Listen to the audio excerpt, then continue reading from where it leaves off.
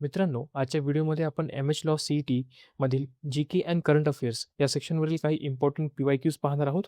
तर व्हिडिओ शेवटपर्यंत पाहायला विसरू नका, कारण की हा व्हिडिओ अत्यंत महत्त्वाचा आहे. कारण की या व्हिडिओमध्ये तुम्हाला कळेल की एक्झॅक्टली किती डेप्थमध्ये, त्यासोबतच डिफिकल्टी लेव्हल काय असते एक्झाममधील या क्वेश्चन्सची. त्यानुसार तुम्हाला तुमची तयारी करता येते. तर चला, आपण लगेच आपल्या व्हिडिओला सुरुवात करूया. पण त्याच्या आधी जर तुम्ही एम-एच लॉ सी-ई-टी या एक्झामची तयारी करत असाल, तर आपला टेलिग्राम चॅनल जॉइन करा. त्याच्यावरती मी डे टू डे अपडेट्स, त्यासोबतच क्वेश्चन आणि पी-वाय-क्यूज टाकत आहे. सो त्याचा पण तुम्हाला खूप लाभ होईल. तर चला, आपण लगेच पहिला प्रश्न पाहूया. सगळ्यात फर्स्ट प्रश्न आहे, the Jnanpith award is given आहे Jnanpith award is given annually for outstanding contribution in which field. मित्रांनो, मी इथे इंग्लिशसोबतच मराठीमध्ये देखील प्रश्न दिले आहेत, जेणेकरून दोन्ही ऑडियन्सला याचा लाभ होईल. सो ऑप्शन्स आहेत जर्नलिझम म्हणजेच पत्रकारिता, लिटरेचर, क्लासिकल डान्स का public service. So correct answer असेल ऑप्शन बी म्हणजेच लिटरेचर. तर जे ज्ञानपीठ पुरस्कार आहे तो लिटरेचर म्हणजे साहित्यिक सन्मान आहे. Who was the Chinese पिलग्रीम who visited India during the रीन ऑफ चंद्रगुप्त टू. सो इथं पिलग्रीम म्हणजे काय, तर प्रवासी. ठीक आहे, चीनी प्रवासी. ऑप्शन्स आहेत ह्युएनसांग, फाहेन, आयसिंग का मेगॅस्टेनिस. सो इथे करेक्ट आन्सर असेल ऑप्शन बी, दॅट इज फाहेन. तर हा एक पिलग्रीम होता, म्हणजेच एक प्रवासी होता, चायनीज प्रवासी, जो की चंद्रगुप्त टूच्या टाईमला इंडियामध्ये आला होता. आणि त्यांनी एक्झॅक्टली आपल्या भारतामध्ये जी काही संस्कृती आहेत, जी काही कल्चर आहेत, लिटरेचर आहेत, त्याच्यावर त्यांनी अभ्यास केला होता. नेक्स्ट पाहूया, which constitutional body is responsible for conducting election to the Lok Sabha and state legislative assembly. कोणती बॉडी विचारला आहे. सो इथे ऑप्शन्स आहेत NITI Aayog, UPSC, election commission of India का फायनान्स कमिशन. आता मागच्या व्हिडिओमध्ये आपण पाहिलं होतं की नीती आयोग काय करते एक्झॅक्टली, तर जे काही पॉलिसी आहेत आपल्या इंडियाच्या रिलेटेड, गव्हर्नमेंटच्या रिलेटेड, ते नीती आयोग ड्राफ्ट करते. त्यासोबतच UPSC आपल्याला माहिती आहे, जे काही सेंट्रल सर्व्हिसेस असतात, पब्लिक सर्व्हिसेस किंवा ॲडमिनिस्ट्रेशन, याची एक्झाम्स हे कंडक्ट करते. त्यासोबतच फायनान्स कमिशन हे आपल्या इंडियामधील जे काही फायनान्सेस होतात, फॉर एक्झाम्पल जे काही स्टेटला फंड मिळतो किंवा स्टेटला किती फंड मिळाला पाहिजे, कोणत्या बेसिसवरती मिळाला पाहिजे, याच्यावरती जो काही डिस्कस करतो तो हा कमिशन करतो. तुम्हाला माहिती असेल तर सध्या 16th फायनान्स कमिशन सुरू आहे. हे अंडर अरविंद पानग्रियाजी यांच्या अंडरमध्ये हे कमिशन स्थापित केलं आहे.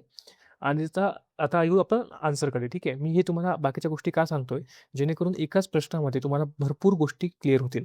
म्हणजे तुम्हाला जर समजा पुढे कधी हा प्रश्न आला, तुम्हाला त्याचा आन्सर देता येईल लगेच. करेक्ट आन्सर असेल option C, that is election commission of India. नावाचंच आहे election commission, therefore election commission of India. आता याचं काम नेमकं काय, तर प्रेसिडेंट, त्यासोबतच Lok Sabha, state legislative assembly, vice president यासारख्यांची जी निवड करतं ती ही इलेक्शन कमिशन ऑफ इंडिया करते. नेक्स्ट पाहूया, where is the headquarter of international court of justice. Options आहेत जिनेवा, द हेग, न्यूयॉर्क का ब्रसेल्स. करेक्ट आन्सर असेल option B, that is Hague. आता तुम्हाला एक प्रश्न पडला असेल, तर इथे आहे ICJ, असंच अजून एक आहे जे ICC आहे, म्हणजेच इंटरनॅशनल, जे लिहितो इंटरनॅशनल क्रिमिनल कोर्ट. आता दोघांमध्ये फरक काय आहे, जे ICJ आहे ते 2 कंट्रीजमध्ये, जेव्हा 2 नेशन्समध्ये जेव्हा भांडणं होतात तेव्हा हे सॉल्व्ह करतं, आणि जेव्हा एका इंडिव्हिज्युअलवरती काही आरोप लागतात तेव्हा हे ICC सॉल्व्ह करतं. ठीक आहे, ह्या दोघात बेसिक डिफरन्स आहे. अजून एक डिफरन्स म्हणजे हे जे ICJ आहे ते UN अंडर आहे. 1945 मध्ये हे सुरू केलं होतं. कधी, तर वर्ल्ड वॉर 2च्या नंतरची गोष्ट आहे. त्यासोबतच हे आहे ICC, ते इंडिपेंडेंट आहे. आणि फॉर एक्झाम्पल तुम्हाला माहिती असेल तर नेतन्याहू, जे की इस्रायलचे प्रेसिडेंट आहेत, त्यांच्यावरती ICCनी एक पेनल्टी लावली होती. सो हा फरक आहे दोघांमध्ये. ॲज अ करेक्ट आन्सर असेल option B, that is Hague. Next पाहूया, which is the highest peak in Maharashtra. Options आहेत चाल्लेर, कळसुबाई, महाबळेश्वर का धूपगड. करेक्ट आन्सर असेल इथे ऑप्शन बी म्हणजेच कळसुबाई. कळसुबाईची एक्झॅक्ट हाईट 1646 मीटर आहे आणि हे सह्याद्री रेंजमध्ये आहे, सह्याद्री पर्वतरांगेमध्ये आहे. इन वेस्टर्न घाट्स म्हणता येईल किंवा अहमदनगर डिस्ट्रिक्ट. नेक्स्ट पाहूया, the national motto of India Satyamev Jayate is taken from which ancient text. भारताचे राष्ट्रीय बोध वाक्य सत्यमेव जयते हे कोणत्या प्राचीन ग्रंथातून घेतले आहे हे विचारले. ऑप्शन्स आहेत ऋग्वेद, मुंडका उपनिषद, भगवद्गीता का सामवेद. म्हणजे करेक्ट उत्तर असेल ऑप्शन बी म्हणजेच मुंडक उपनिषद. नेक्स्ट पाहूया, who was the first chief justice of independent India. आता इथे एक गोष्ट लक्षात ठेवा, इथे विचारले इंडिपेंडेंट इंडिया म्हणजे स्वातंत्र्यानंतर कोण पहिलं CGI म्हणजे चीफ जस्टिस ऑफ इंडिया बनलं होतं. ऑप्शन्स आहेत MC महाजन, मग HJ कानिया, BK मुखर्जी आणि AK सरकार. इथे करेक्ट उत्तर असेल ऑप्शन बी म्हणजेच HJ कानिया हे होते सगळ्यात पहिले chief justice of India. Next पाहूया, which gas was released in the famous Bhopal gas tragedy of 1984. Options आहेत carbon monoxide, methyl isocyanate, sulphur dioxide का क्लोरीन. याचे करेक्ट आन्सर असेल ऑप्शन बी म्हणजेच मिथिल आयसोसायनेट. आता याला आपण MIC सुद्धा म्हणतो आणि हे खूप हार्मफुल असतं. फॉर एक्झाम्पल जर आपण इनहेल केलं तर आपल्याला इन्स्टंट डेथ होती आपली, कारण की ते खूप एक टॉक्झिक म्हणून ओळखलं जातं. त्यासोबतच जर तुम्हाला अजून गोष्टी माहिती पाहिजेत तर भोपाल गॅस ट्रॅजेडी ही डिसेंबरमध्ये झालं होतं, डिसेंबर 2 ते 3च्या टाईमला. आणि ही one of the worst devastating event होता ज्यामध्ये भरपूर लोकांचा मृत्यू झाला होता. तर तुम्हाला ह्या गोष्टी माहिती असणं गरजेचे आहेत.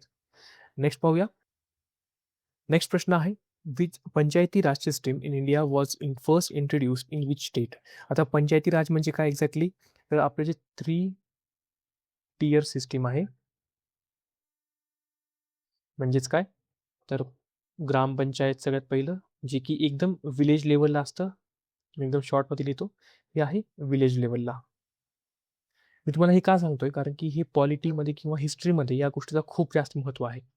नेक्स्ट आहे पंचायत समिती, ती आहे ब्लॉक लेवलला. आणि लास्ट आहे ते म्हणजे जिल्हा परिषद, जसं की नाव आहे जिल्हा, ती आहे डिस्ट्रिक्ट लेवलला. तर ही जी सिस्टीम आहे पूर्ण याला आपण पंचायती राज सिस्टीम म्हणतो. सो हे कोणत्या स्टेटमध्ये सगळ्यात पहिलं लागू केलं होतं, तर इथे करेक्ट आन्सर असेल ऑप्शन बी म्हणजेच राजस्थानमध्ये. आणि ही जी सिस्टीम आहे ती बळवंतराय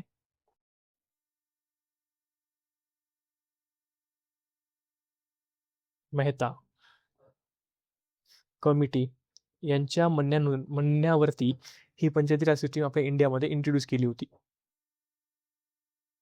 नेक्स्ट आणि आपला लास्ट प्रश्न पाहूया, करन्सी ऑफ जपान विचारले कोणती आहे. ऑप्शन्स आहेत युआन, वोन, येन का रिंगीट.